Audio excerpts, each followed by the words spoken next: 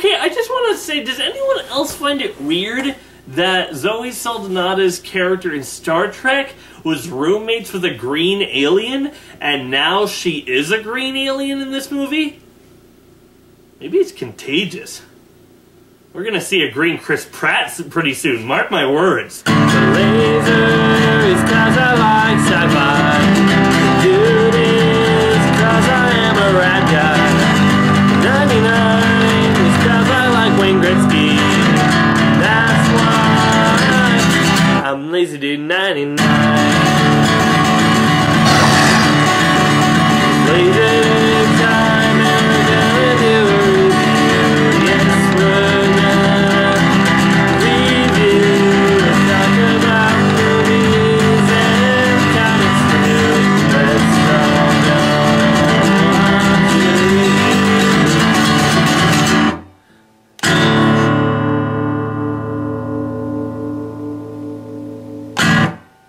Hello everyone, I'm LazyDude99. Welcome to another LazyDude99 review. Today we are reviewing the last superhero movie of the year. That's right, I said last. That doesn't count.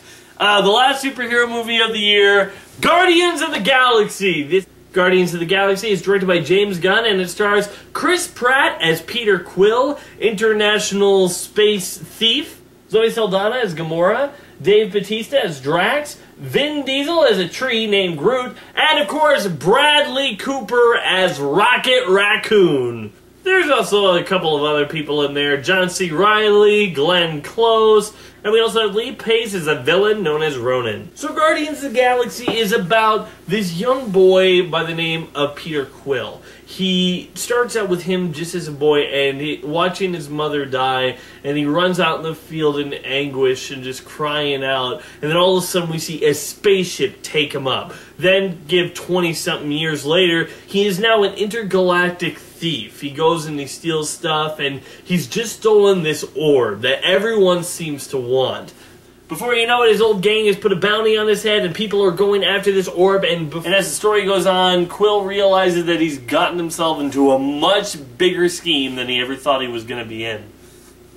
And so he and a whole bunch of people gather together, and now what this movie does really well is it introduces this concept to people that are not comic book fans and just gives them it in a way that this could have been not necessarily a comic book. You know, this could have been just a weird sci-fi movie. And if Marvel wasn't plastering their thing all over this and advertising it, of course, and showing that it is from a comic book and promoting their comic books and whatnot, if Marvel wasn't doing all that, this could have been just a weird science fiction movie. The humor in this movie is very well done, and it's never at the expense of the characters. The humor is always driving the characters forwards, and you really get to know what type of a character they are through the humor. And there are some very, very funny scenes in this movie. Favorite character, hands down, has to be Rocket Raccoon. It's hard for me to say that because let me just say, back in the day when this is gonna go off topic. Back in the day when Marvel were doing their Ultimate Marvel vs. Capcom 3, I was so pissed that they put Rocket Raccoon in the game and not someone like Daredevil or a different character or Cyclops or whatnot. And I'm like, who the heck cares about Rocket Raccoon? Well, I do now. I mean, Bradley Cooper just plays him so great. He's only about, like, yay high, but he is so, like, snarky, and he's a tough guy, and he's definitely not one to shy away from a fight. He's really to get in there to be scrappy. I really like his character, and his humor is very well done. And I just like the way he is presented and how he gets along with all the other characters. You know, he's a loudmouth of the group. He just starts spatting off, but he is also pretty smart because he has some pretty great plans that the team needs to go through this big adventure.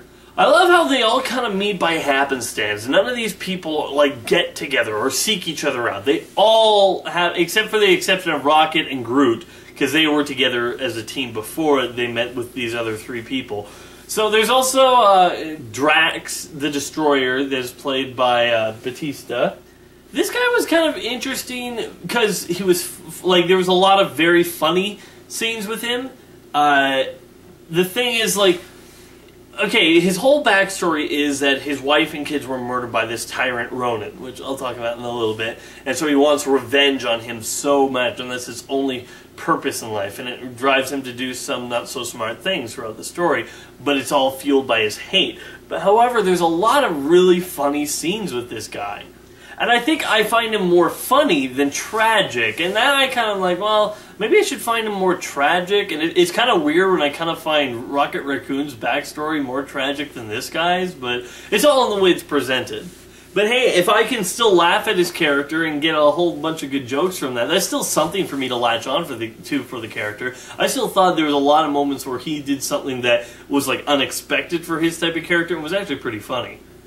Groot! Groot the tree. So, you know what? It turns out that I can like Vin Diesel. All he has to do is have a role where he only says 3 lines. I am Groot. Yeah, I'm not a big Vin Diesel fan. Not that I'm necessarily against him, but he always seemed like Jason Statham light to me. However, he was fun in this movie. I mean, like, obviously, most of the work actually goes, like, I don't think he, like, not that I looked up in this, but I just don't see... I don't see Vin Diesel actually putting all of the CGI dots on him and performing this role himself. I don't know if Vin Diesel actually portrayed Groot, like had like CG dots all over him and played the scene with the other actors like someone like Andy Serkis did. I don't know if he did that or if he just applied the voice. If he just applied the lines and he just said, I am Groot over and over. But, you know, of course, it's the way he says it which makes it interesting. He's still a really interesting character. The character gets a whole lot of laughs. And it doesn't matter if he's just saying a few lines in the booth and then leaves and never comes to the movie again and collects his paycheck. In the end, I still like the character. So how they did it doesn't really matter. What matters is, do I like the character? Yes. So there you go. Star-Lord I actually really like too. He comes across as this character that... The only thing that I get is, like, you have this character that is, like, in the beginning is such a womanizing, like, he'll take a girl and then leave her the next morning type of character, and then he immediately, after he meets the main love interest that he has throughout the movie, that he immediately forgoes all that and doesn't have any temptation to just love her and leave her. It kind of has a little bit of that too. Like, there's a scene where he's like escaping from all these bad guys, and this girl comes out and she's like, "What happened?" He's like, "I'm gonna be honest with you, I totally forgot you were there." You know, basically saying that, "Oh, I didn't even care." And then later when he's, like, you know, trying to, you know, there's romantic tension building between him and Gamora, the green girl. So yeah, there's a little bit like he cares more for her than he has any other girl, but I don't really know why. You know, there's not, like, they have some romantic chemistry to be sure, but there's not a whole lot of scenes devoted to that. There's just one scene, and then they're about to kiss, she's like, "I will not fall to your feminine wiles, you scumbag," sort of thing, and then he's like, what? And then he really kind of actually cares about her. Well, I wish that was more dug into, why he kind of likes her more than just a hot chick. You know, but besides that, I like Chris Pratt as Star-Lord. He's very entertaining, and I love how he's a child of, what was it, the 80s? Yeah, I think it's the 80s. So he has this mixtape of 80s music on a Walkman. And oh my gosh, I just cannot wait to see people in the theater who don't know what a Walkman is. Oh, it's just, you're going to get all these kids like, "Mommy, what's that?" And they're like, well, that's called a Walkman. We used to listen to music, but you could only listen to one song at a time. If you wanted to skip it, you had to fast forward and wait like a minute or two. That's so weird! Old people are weird! You know, I think it's going to be funny. But in any case, he has a Walkman, and that's what he listens to. So all of the music that he listens to is from old classic music. The music selection into this movie is actually really good. You have a whole lot of scenes that whenever these musics are going, they really fit the mood of the scene. And it really bookends the film in a weird but kind of awesome way. Ronin, the villain of the movie, he's serviceable.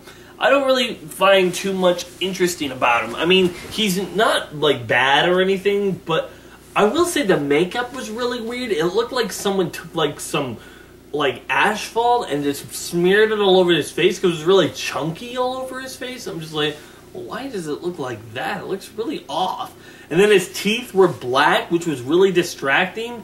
Like, not that I needed them to be sparkling white or anything, but they were like black and blue teeth, and I'm just like, well, why? I just found myself looking at his teeth and trying to remind myself, well, look, his eyes are up there. Go look at his eyes, not his teeth. In any case, he's a villain that's serviceable, and he's, you know, I wouldn't call him, like, super menacing. Like, he does stuff that is menacing, and he has great power, but I don't really find the villain himself, like, when he shows up to be, like, a oh crap moment. This movie is filled with a lot of awesome moments, though. I almost thought it almost, like, maybe peaked in the beginning with the whole prison break sequence, but that's maybe just my opinion, but the rest of the movie is still very good. But in any case, I don't really find the villain that's memorable or interesting. I think Jeremy Jahns was right on the money when he said he's basically like the Malakath, like just like Thor 2. He's serviceable to get the plot going around, but it's really the other characters that you really find interesting. And plus, that whole Kree war thing, I think that could have been better handled. It was hard for me to know like who was doing what, and like there was a peace treaty going on, and I think that could have been better explained to the audience, because a normal non-comic book audience isn't going to know what the Kree is, and therefore they're not really going to understand what Ronin's, well, maybe not understand. You can understand what his motivations are, but they don't really know exactly why he's doing it. One of the best superhero movies ever? No, not necessarily, but it's definitely one of the better ones. It's filled with great humor, great visual effects, great characters, and a lot of fun for the whole audience, and honestly, for the whole family. I laughed my head off in the movie. I liked the character. Like, there was only one character that was kind of distracting. I don't even remember his name. I'm going to call him Blueface, because it's Merle. Yeah, it's Merle from, you know, The Walking Dead. And I don't just mean it's his actor, the guy who plays him. I literally mean it's almost like the same character. I mean, he's trying to hide his southern accent, but it's very, very, very apparent. Now, the character's fine. I mean, the guy has this, like, whistle dart that I honestly, even though at the end they show how powerful it can be, I'm just like, well, yeah, but a sniper shot to the head would still kill you. In any case, I think it was okay for the character that he was, and I'm sure we'll be seeing him again later in the films. But I will say this, the only thing I can really complain about this movie is that the main plot kind of feels a little familiar. I mean, let's put it this way. The main plot is about this mystical device, not necessarily mystical, but this extremely powerful device that they have to keep away from the villain, and the villain eventually gets his hands on it and tries to destroy the world. Or a world in this case. That sounds familiar. Where have I heard that before? Oh yeah, extremely powerful device that villain gets his hands on? Captain America. And Thor 2. And the Avengers. And...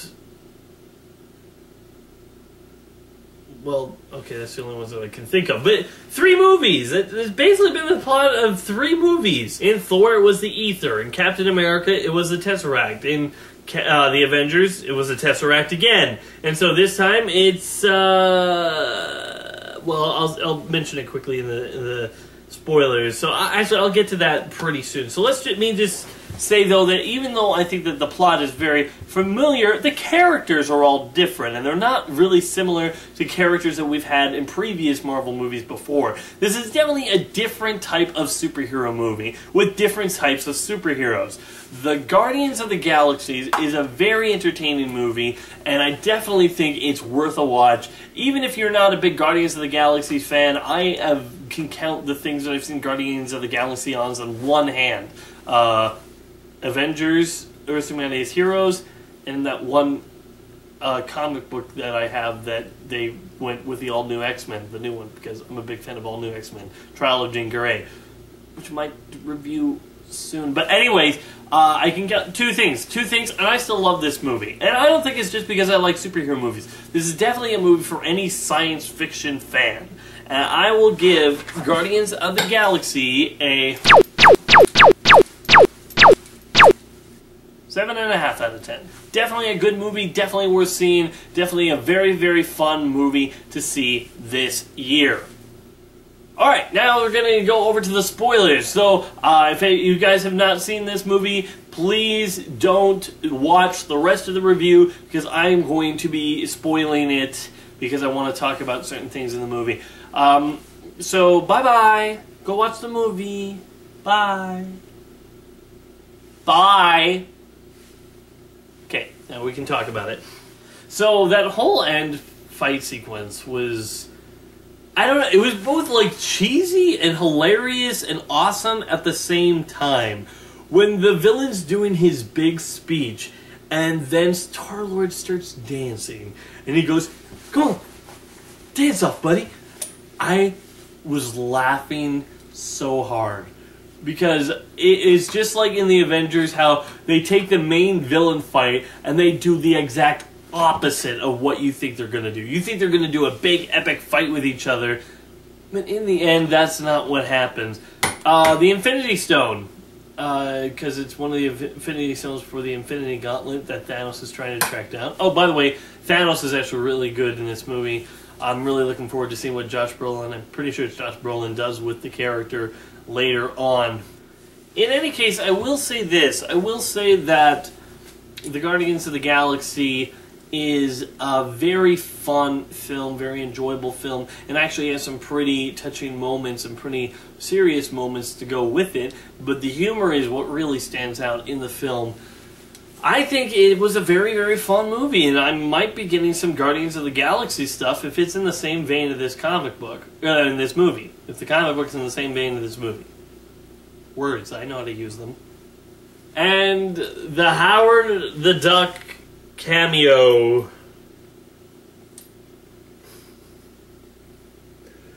Oh my goodness. I know so many people who are not comic book fans that are just going to have the biggest raised eyebrow and be like, I mean, like, I know who Howard the Duck is. Very barely do I know who he is. It's mostly because I watched the Nostalgia Critics review on it, and I've seen stuff about him here and there in comic books. But I've never actually read a Howard the Duck, but I know about him. I know that who he is. And so when he was there in the collector's thing in the end, I'm just, what? I think even Marvel is like, you know what, these end credit scenes, they're kind of pointless. They're kind of pointless in the end, so let's just do something crazy.